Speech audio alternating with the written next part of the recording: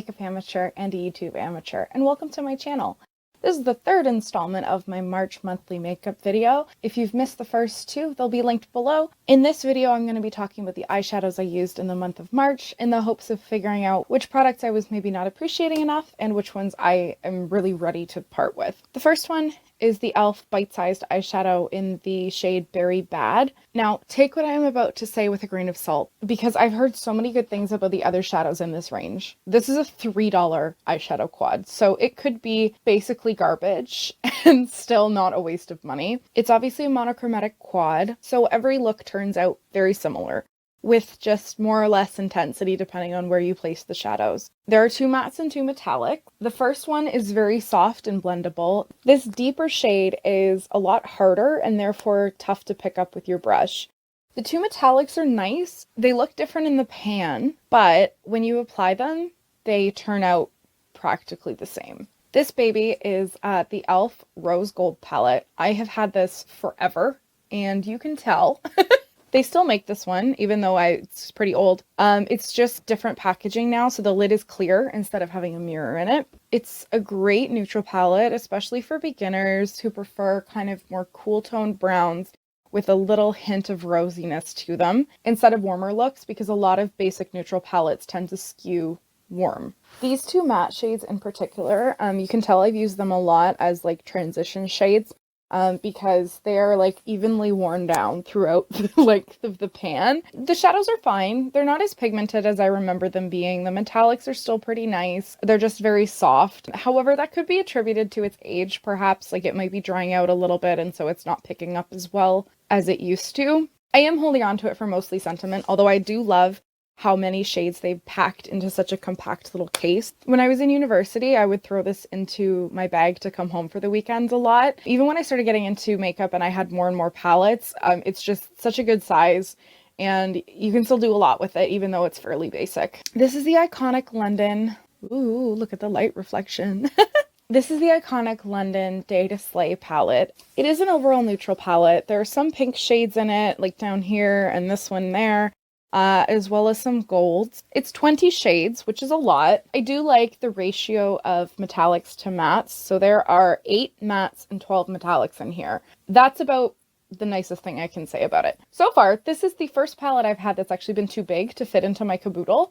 It's too wide, it's a square, and in every dimension, I couldn't slide it into that big compartment at the bottom. As you can tell, it's pretty chunky, and it did used to have like a sleeve to keep it in that got crunched and ripped by the drawer. I had it upright for a while, and it kept getting caught on the drawer above every time I would open it, so I eventually threw that out, and even the palette got a little bit damaged. There was actually some controversy about this. It came in a BoxyCharm. There was a theory that the palette we got was lower quality than the ones that was sent to the influencers and the ones that Iconic London actually sells on their website. The reason for that is that the original palettes all say that they're made in Italy, but the ones sent to most of us say that it's made in PRC, which is China. Neither BoxyCharm nor Iconic London, the company, responded to that accusation or gave us an explanation, so that's still a bit of a mystery. And just because they changed the location of the manufacturing doesn't necessarily mean there's going to be a change in the ingredients or a change in the quality. But every video I saw with an influencer trying this out, it looked so pigmented, it looked so great, and that could just be them talking up the product. But these are people I have seen be very critical of other products that they thought were subpar in BoxyCharm boxes, and so I was actually really excited to get this. But then the mattes aren't overly pigmented, like they're very soft to the point that a lot of these have gotten like dented by the brushes I've been using, and they don't really pick up very well. When you blend them out, they just kind of fluff into nothing, especially the lighter shades, and the shimmers don't stay put very well. If you have this palette, you can actually check very easily which version you got. It'll say where it's made, if you still have that outer sleeve, or this one here, the shade Merlot Mondays. On the original palettes, there is an apostrophe before the S in Mondays, and on these other ones, the apostrophe is missing. That is something that I noticed because the apostrophe is grammatically incorrect, which is something that always stands out to me. I am so nitpicky in that sense. I care about grammar, I care about spelling. I actually used to be a writing tutor when I was in university and afterwards, so it's just something I care about. Anyway, but I think the overall quality of the ones that were sent out to the influencers were better pigment wise. When I put this in my Caboodle this month, I started out by trying to use it with a primer. It did help with the pigmentation of the mattes in particular in terms of just getting them to lay down on the lid, but it didn't really do much for the longevity of the shadows. And the metallics are okay if you apply them with a finger, but not really with a brush, and they don't last that long either. Even so, when I was using a primer, I found that I was really kind of just doing the same looks over and over, and that is not very exciting. I do like a warm neutrals palette, but I also kind of came to realize that the Violet Voss Holy Grail palette kind of fills the same niche in my collection. It's also 20 shades. It has a similar color story, and I like their formula a lot better. That was in my February monthly makeup, so you can watch that video to learn more about that palette. And because I have that one and I like it much better, I'm gonna get rid of this. Next up are two magnetic palettes, one of which you have already seen if you watched the first video in this series. I'm usually not like a single shadows type of person. I am far too indecisive for that. The responsibility of creating my own color story is a little too overwhelming for me. And I'm also just really afraid of them breaking or falling out of the palette. So these are the only two magnetic palettes I have, and most of the stuff in them came out of other full palettes rather than me buying them individually. So as I mentioned, if you watched the video about complexion and cheek product, most of the shades in this palette came from Ofra. All of the eyeshadows are from the Good To Go palette, which I got in a BoxyCharm. There are 3 metallic shadows in here, 3 mattes, and then of the mattes, this one kind of has a little bit of shimmer to it. My first impressions of the shadows were basically correct. The metallics all perform really well. The 2 light mattes are great. And then this red one, for some reason, is just not all that pigmented, so it doesn't show up as vibrantly as you might expect looking at it in the pan. The one disappointment is that this light green is so light that if you try to pair it with any of the other shadows from that palette, except for the cream one, it just ends up looking muddy and it comes out looking a little bit more silver and you don't really see the actual green. This palette, I am not going to hold up for very long because I am afraid it won't survive if I do that. The outer packaging with these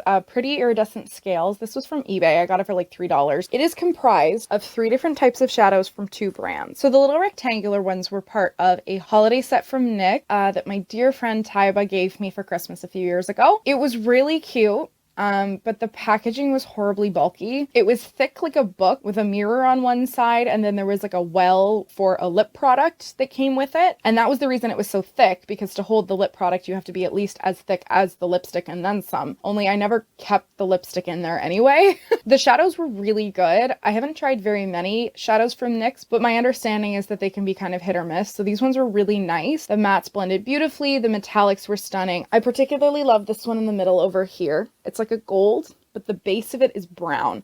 And at the time that I got this, I didn't have anything like that. And honestly, I can't think of anything off the top of my head that's really quite like that shade. However, the palette, because it was so bulky, took up so much room that I considered getting rid of it. I did keep it for sentimental reasons. First of all, because it was a gift. And secondly, I used that palette when I did my makeup for my convocation ceremony when I graduated from university. And so it was special to me for that reason. It's the only palette that I've ever actually like ripped apart. And we're talking like X-Acto knife, rubbing alcohol to dissolve the glue, kind of like disassembly here. I made quite the mess because the pans were really flimsy and all of the shadows cracked in the process. There were 2 black shades and they survived at first, but over time they were kind of losing more and more powder and it was getting all over the inside of the palette, and I was really worried that if I held on to them they were just going to end up making a huge mess and I would have to throw everything out. They were really nice sparkly black shades, but I actually don't even wear that much black eyeshadow in general, so I wasn't that sorry to lose them.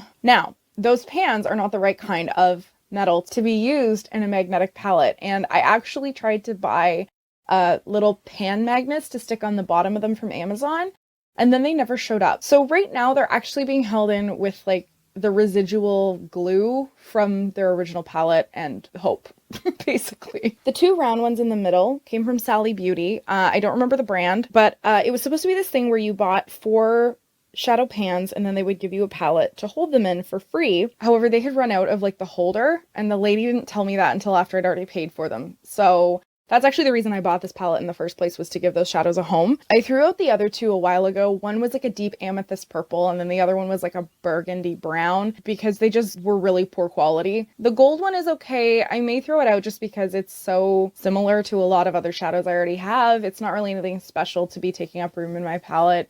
I like the navy one a lot. It performs pretty well, and I don't have a lot of navy shadows, so it does have a place in my collection. The two on the side over here are both from NYX. I bought them because I was searching for a pink shade, my ideal pink eyeshadow at the time. They didn't have them, sadly, in like the little individual pots, so I had to buy just this, like the single shadow pans. I like the lighter one in particular. They both have a little hint of shimmer to them. I did actually find myself reaching for this one a bit over this month. In particular, like I was reminded of how much I had liked the formula of those square pans, and those two pinks and the navy were really the most vibrant shades I had in all of my eyeshadow this month. So they offered a little bit more variety as opposed to the neutral shadows. I will keep this, but I am worried about how long it's going to survive. That brings us to the end of this video for this month.